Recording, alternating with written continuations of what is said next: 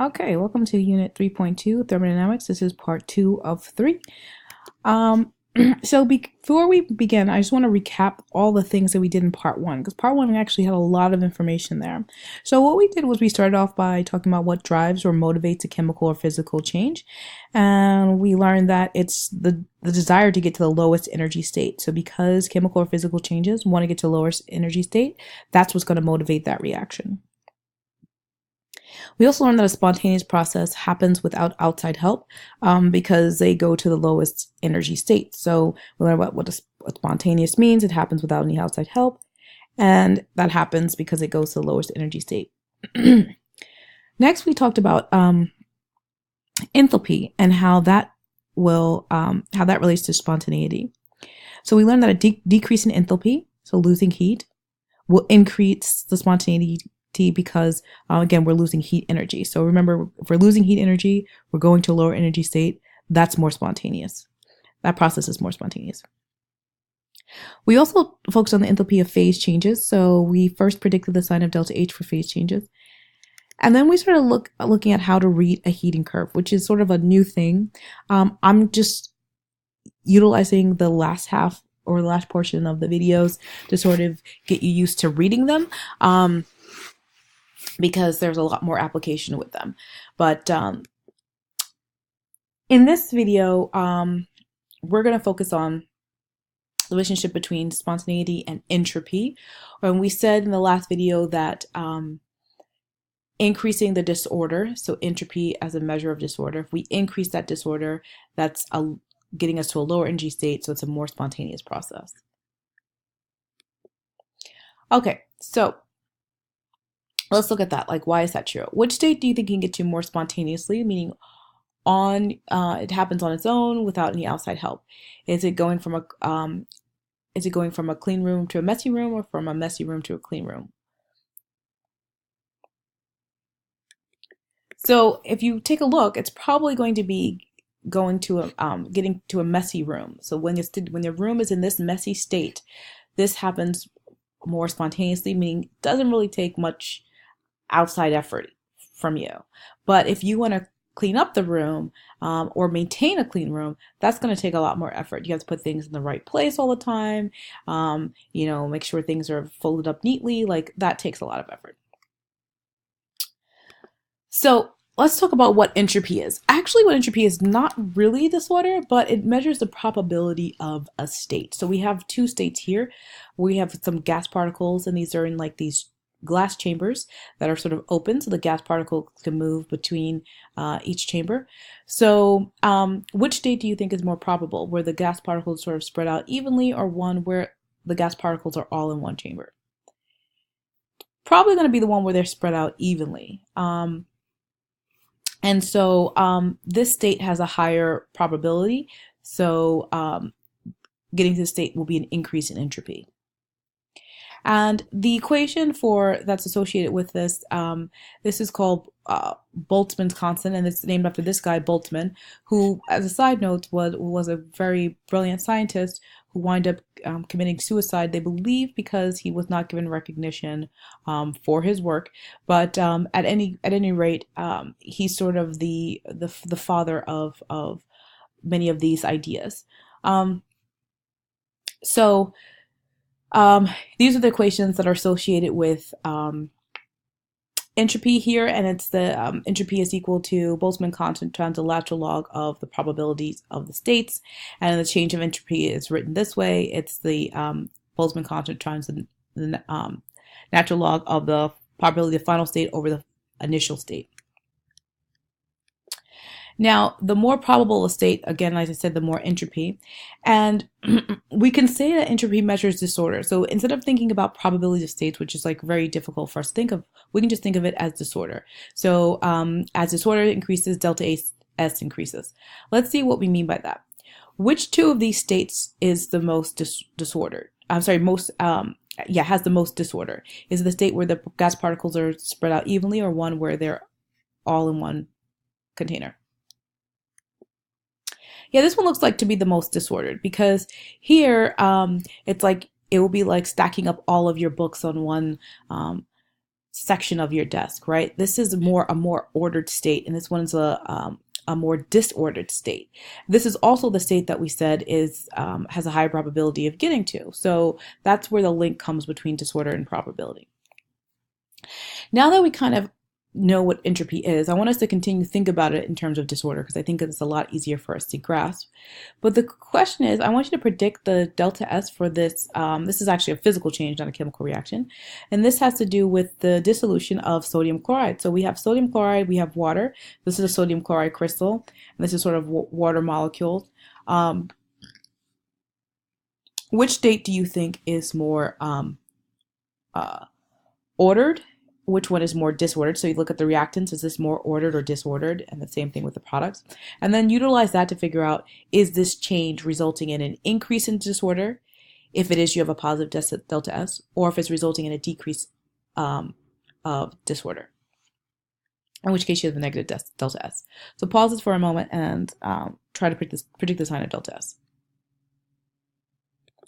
Okay, so actually disorder is increasing here. So especially if you look at the sodium chloride lattice, look how ordered that is. Chloride, sodium, etc. Right? This is a very organized lattice. But then once you dissolve it in water, this sort of just spreads out somewhat randomly. And so the entropy for this system is going to increase because the disorder is increasing.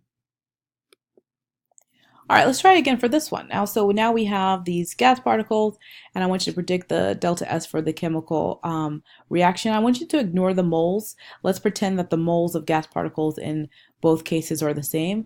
I just want you to take a look, really focus on the size of the container. So which one do you think is more disordered, which one's less? Okay, so entropy in this case is decreasing. We have a smaller space here, so they don't have as much room to sort of like spread out in this case. And so it's actually becoming a more ordered system. It's sort of like if you have a pile of papers on your desk and you move the pile of papers to move them into a smaller section of the desk. Your desk has become more ordered than it was previously. So we're increasing the order here, so delta S decreases. All right, now I want you to predict the sign of delta S for phase changes. And for this, you want to take a look at the particle diagrams, which particles look more ordered, which one looks more disordered, and then figure that out. Like if we go from the solid to the liquid, are we increasing disorder or decreasing disorder? And again, if we're increasing disorder, delta S will be positive. If we are decreasing disorder, delta S will be negative. Awesome. Okay, so in case of the phase change here, our delta S is increasing because we're going from this very organized to less organized to extremely not organized particle diagrams there. Okay, so now that we've looked at like some of the ways that we can increase disorder, delta S, and remember increasing disorder means a positive delta S, and that also means a more spontaneous process. So now that we've looked at that, let's take some notes on how disorder increases, ways we can do it. So again, when we say disorder increases, delta S is greater than 0, it's positive. And there are 3 ways that we can increase it. One way is, as you saw in the phase diagram, going from a solid to a liquid to a gas, or from a solid to aqueous. We saw that in the previous example. So in both cases, when you're going from a more compact order structure like a solid to a less compact phase or state, you're going to increase disorder. The next way is to increase the number of moles of something. So sort of like if you have a chunk of ice and you break it up into smaller bits, that chunk of ice that you had is a more ordered state. And when you break it up into little bits, that's a more disordered state. So you're increasing the disorder when you break something up. The last one is to increase the space. So that can be increasing the volume or decreasing the pressure of something, as we saw in with the canister there. So when you increase the space, the more space something has to spread out, the more disorder it has. So again, I like to think of it about having a messy desk, and sort of if I just take all the papers and push them into one corner, my desk isn't necessarily clear, but it's more ordered than it was before. So, all right. Now that we've looked at the ways that we can increase entropy, I want you to see if you can predict the sign of the entropy change for the following reactions. And again, you want to look at one would be the increasing number of moles. So if you look at, you want to count up the number of moles of reactant versus the number of moles of product, and use the coefficients to help you do that. If that number goes up, if the products have more moles than the reactants, then you've increased your entropy, so delta S is positive. If it didn't go up, if the products have fewer moles than the reactant, then delta S is negative. The other thing you want to look for is phases. If you're going from a solid to a liquid to a gas, or from solid to aqueous, then you know entropy increases. And then the last one, you can't necessarily tell from here about the volume and the pressure, so we won't look at that one, but the other two you should be able to tell. All right, pause the video now and see if you can predict the signs, and also explain why the entropy is either positive, increasing, or decreasing. All right, so for this first one, the number of moles are decreasing. We have 1 mole plus 3 moles give you a total of 4 moles of reactants and only 2 moles of gas. So delta S is going to decrease because we are decreasing the number of moles. In the next case, we are also decreasing the number of moles. We have 1 mole here on the reactant side and 2 on the product side. And also we're one of our products is a gas, so we're going from a solid to a gas. So there's 2 reasons why entropy would increase, because we're increasing the number of moles, and also going from a solid to a gas. The next one we start off with 3 moles and we go down to 1 mole, so entropy is decreasing. And then finally for the last one, it's increasing because we go from 4 moles to 5 moles, so it's increasing there. All right, now the last thing we're gonna do is go back to our heating curves. This is just sort of, I want you guys to review this. It's sort of like a side thing that we're doing. For this heating curve, what I want you to do is you're going to create your own heating curve. There are 2 of them, so you got to do 2 of them. And what you want to find is a pure substance, isopropyl alcohol, could be gold, could be oxygen, octane, NaCl, whatever. And on your heating curve, you're going to identify the phases that are there, solid, liquids, and gases. Remember, those would go on the diagonal. And then the phase change regions is here as well. You also want to label your melting point and boiling point on the y-axis, so make sure that's correct. So that's the part that you would need to look up. So what you'll have to do for your heating curve is you'll have to label it, what's the substance, and I just listed a couple that you can use, but you can use different ones as well. You're going to label what the substance is, and then you're going to label your y-axis with the melting points and boiling points, and also label the phases.